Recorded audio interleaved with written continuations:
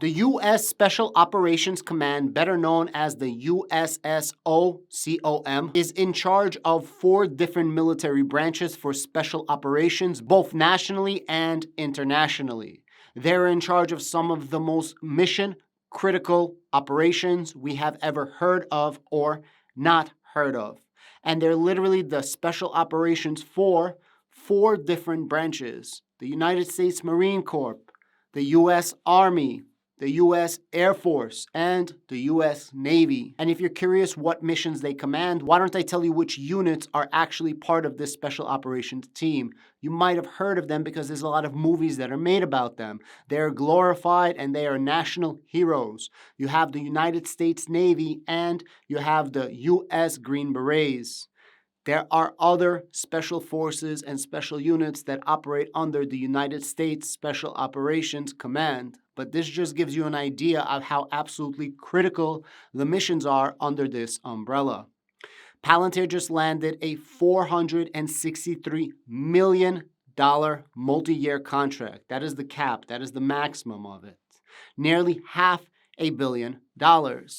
Now this in of itself is freaking amazing. This is absolutely huge, and I don't think people actually understand what the U.S. Special Operations Command is. This is the best of the best of the best in several different domains, not just on land, not just on air, not just on sea, so on and so forth. This is literally the best of the best, and this is the brain, the actual nervous system of this special operations team. So not only does Palantir get this massive multi-year contract, you would think this is, huge, but this is not actually the first time that they're working with them. This is not even the second time that they're working with them. This is the 3rd contract that Palantir has with the United States Special Operations Command Center. I'm bringing this up because it's very important to understand how Palantir starts. They start small, or in this case, they didn't start small. I'll give you the contracts in just a moment, but they start and then they completely expand. Once you go carp, you'll never go dark. What does that mean? Once you use Palantir's software and their ability for machine learning and artificial intelligence, you will seldomly find anything comparable. And a division like the United States Special Operations Command cannot afford not to be with the best. So they spend as much money as possible to have the best possible capabilities. And while they have amazing men and women serving in our armed forces, and they're absolute studs and studettes, you still need a brain to try to operate the missions. You still need to have a technique, you still need to have a game plan, and you need to be able to comb through a shit ton of data, a petabytes of data. A petabyte of data is approximately 300 million photos, just for you guys to understand the absolute massive amount of data that is collected by the United States Special Operations Command. Back in 2016, Palantir started working with them for a $220 million contract. Back in 2021, they got another contract for $111 million. And today it was announced that they're getting a maximum $463 million contract. Altogether, we're talking about $750 million working with just this one department within the United States DoD military. Before I go any further, I wanted to make a very, very special announcement. This coming Wednesday on Amit's show, he does a morning show, sometimes I'm a guest there. We have a very special guest that's coming on to the show. He's a TV personality. He is a bull for tech. He is a bull for artificial intelligence. And proudly, he is one of the OG bulls when it comes to Palantir. The person I'm talking about is no other than Keith Fitzgerald. I'm sure you guys know the face. This is him right here, and he always supports Palantir. It was Palantir. Posted pretty good results, and the street loves it, at least for now, okay? I'm going to bring in our friend Keith Fitzgerald. Keith, this is one of your favorite stocks, so congratulations. So is this it? I mean, it looks like now the company is starting to fire on all cylinders. This isn't this is good news back to back. It is, but of course, the story's never over until somebody sings on stage. Wall Street has been bullying the stock for a long time, Charles. They're going to continue to do that because they want to separate the weak money from their hands and accumulate positions. The game is a long way from over. People are still going to have to be patient. There's still a lot to come, but CEO Alex Karp put it bluntly. demand for what they do is unprecedented. That is a great sign. You know, So as the Palantir community, can I please ask you, first of all, to follow him on Twitter? This is his Twitter handle. I'm also going to leave it in the comments down below. And I'm going to ask you, please join myself and Amit this coming Wednesday. Today is Monday, not Tuesday, but Wednesday on Amit's show. And we're going to be able to pick the brain of Fitz. Fitz has been in finance for over 40 years. This man knows a thing or two about stocks. And again, he is super bullish about Palantir. So the Palantir community must be super bullish on him. I hope that we can see you on the morning show. We're looking to get over 1,000 viewers on Wednesday's show. And I apologize if I'm sweating. I'm feeling really under the weather, but I must keep bringing out content for the Palantir community because there's so much news that's coming out. The other day, there was a presentation in AIPCon by Cisco. Cisco was talking about Apollo. And one of the things that Cisco says is, look, there's 3 companies that have impact level 6 clearance: Microsoft, Amazon, and Palantir. They said what we were trying to build was impossible, and Palantir was able to build it with us. Not for us, but with us. And they able to build us a custom software, a custom package, a custom system that actually is usable. In the AIPCon, the gentleman from Cisco literally breaks down. He says, look, it's super complicating working with the government. And sometimes you need to onboard, you need to offboard, and you need to onboard and offboard at the same time with many different clearances upon many different departments within the United States government and sub-departments within the United States government. He says it is nearly impossible, but Palantir was able to do it. And because they have impact level 6, the highest possible clearance in the United States Department of Defense, Palantir was one of only 3 companies that can potentially do what they did with Apollo. However, they are literally 1 out of 1 company that has the physical and technical abilities to actually provide Apollo software to do what Cisco needed to do. So 1 of 3 companies that can provide a service, but only 1 of 1 company that has that specific service. And this is why time and time again you see government contracts of the highest possible caliber, not this bullshit government contract, but the highest possible clearance, the highest possible caliber going to Palantir. Now, you might think that this is a huge contract, and it is. However, there is so much more money that's going to be coming to Palantir.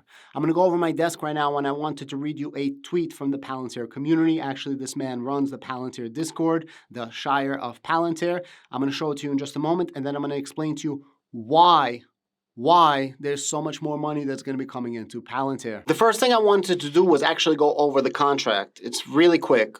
The first thing I wanted to do was read the publications. U.S. Special Operations Command awards contract to Palantir. Today, the U.S. Special Operations Command, USSOCOM, to deliver technology solutions to support enterprise capabilities. The multi-year contract is worth up to $463 million.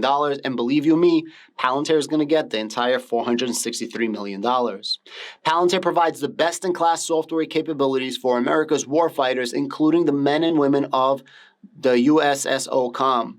And this contract award will help ensure their continued competitive advantage in the next phase of competition.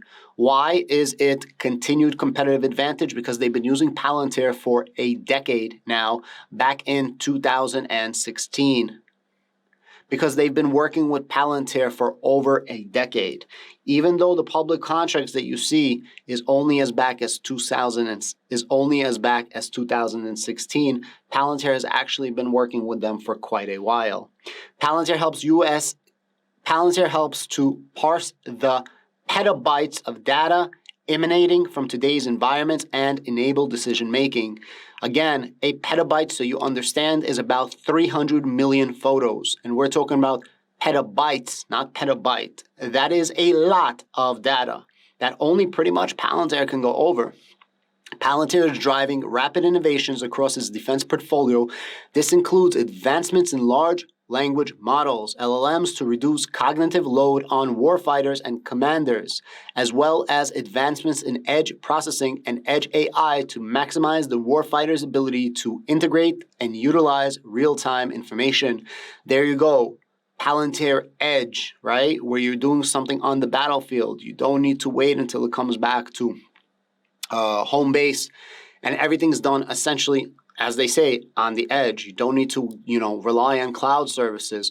It's a lot of different capabilities and a lot of different platforms, proprietary technology of Palantir that makes Palantir what it is. That's why when Dr. Alex Karp says Palantir is 5 years ahead, this is exactly what he's talking about. And I quote, "Our partnership is an example of converting software innovations into the real battlefield advantage." Now listen up, this is going to be very important. The USS OCOM is at the forefront of adopting leading-edge technology, said Akash John, president of Palantir USG. Just as they are the pointy end of the spear on the battlefield, they often find themselves playing the same role in innovation. We look forward to helping Command maintain the decision advantage in the next era of competition. We are deeply appreciative of the opportunity to continue serving this critical community. This contract is a result, this is a very important statement, of the trust built on more than a decade of work between our communities. More than a decade. Remember how I said the first contract I found was in 2016? But they've been working with this community for over a decade. Keep that in mind next time somebody says, oh, we're going to be a competitor to Palantir, C3 is whack. And is the reaffirmation that Palantir's commitment to always provide the most capable software for the U.S. warfighters who need it most. If you go to Twitter, first of all, follow at Palantirs_Palantir. He came out with this about 2 weeks ago on May 13th. This was an article, the Department of Defense. He says, Palantir Connections, SOCOM has an annual budget of around $14 billion. If SOCOM can learn to use data, analytics, and AI, it can provide a gold standard for others in DoD to emulate. Article mentions projects. Maven, SOCOM, data decrease. Okay, now if you click on this, this is what he's talking about, and definitely give him a follow. He actually runs the Palantir Discord, so if you click on his Twitter, this is the Palantir Discord right here. I highly suggest that you guys follow him and join the Palantir Discord. There's a lot of very smart members. And if you read this article over here, it talks about a bunch of things, but I just want to bring it down a little bit lower to the actual money over here. So they talk about the solution must include adopting data and machine learning and AI for enterprise management, business operations, and campaigning. The U.S. Special Operations Command is the perfect testbed for new management theories based on data, analytics, and AI, a microcosm of the joint force. It has the operational responsibility executed in coordination with the through geographic combatant commands. It also has service-like authorities to organize, train, and equip special operations. SOCOM has an annual budget of around $14 billion, a diverse and global workforce of around 70,000. Shout out to Palantir. He found this article, and he was talking about getting a contract like we got today 2 weeks ago. So shout out for him for actually finding it. Guys, this is literally the beginning of what's happening for Palantir. Palantir is soaring, reaching a brand new 52-week high earlier today based on this information right now. As I said before, Palantir is only overvalued with the information that you have right now. But as the contracts are going to keep coming in, all of a sudden Palantir is no longer overvalued and Palantir is fairly valued. And then eventually it's going to be undervalued. Again, we only know what's on top of the surface. We only know the tip of the iceberg. We don't know what's happening on the bottom part, which is the largest part of the actual iceberg. I, for one, am super excited with what's currently happening in the Palantir community. Palantir contracts, Palantir stocks, and there's so many people that are new to the Palantir community. And if you are new to the Palantir community, please let me know in the comments down below. I would love to know what kind of content I should be putting out. Maybe some of you guys want to learn a little bit more about Palantir. Maybe some of you guys don't care about learning about Palantir and you just want to see what the price of Palantir is going to be. And I don't blame you. But at the end of the day, in my personal opinion, when you're investing into something, I think you should know the most possible information about the subject that you're investing in, i.e. Palantir in this specific case and time. The point is Palantir got over $750 million from this one department in the course of the last 10 years or so. The contracts will keep coming in. Remember, we raised the debt ceiling and we put a cap on non-defensive government spending. Interestingly enough, defensive government spending, no cap, no limit. It's estimated that it's going to be 863 billion this year in 2023. By Bank of America, they're estimating that number is going to be 1 trillion by 2026. Who knows where it's going to be by 2030? All we know is that there is going to be a brand new arms race, and that brand new arms race is going to be machine learning and artificial intelligence.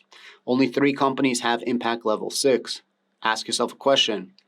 One of those companies is a $2+ trillion company. One of those companies is nearly a $2 trillion company. And then you have Palantir that even today's valuation is worth around $31, $32 billion.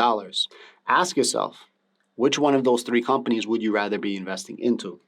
Thank you so much. Don't forget to like, share, subscribe. And I have a link to my Twitter. I have a link to Palantir's Twitter, and I have a link to Keith's Twitter down below. Please join us on Twitter. And if you guys like the content that I'm giving you, please join my channel membership. It's $3 a month. It buys me a cup of coffee.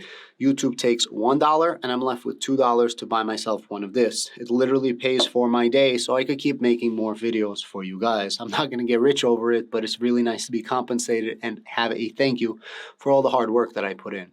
I will see you guys on Wednesday on this channel. It's going to be a barn burner of a live. I can't wait to have Keith on the channel. Thank you. Have a great day.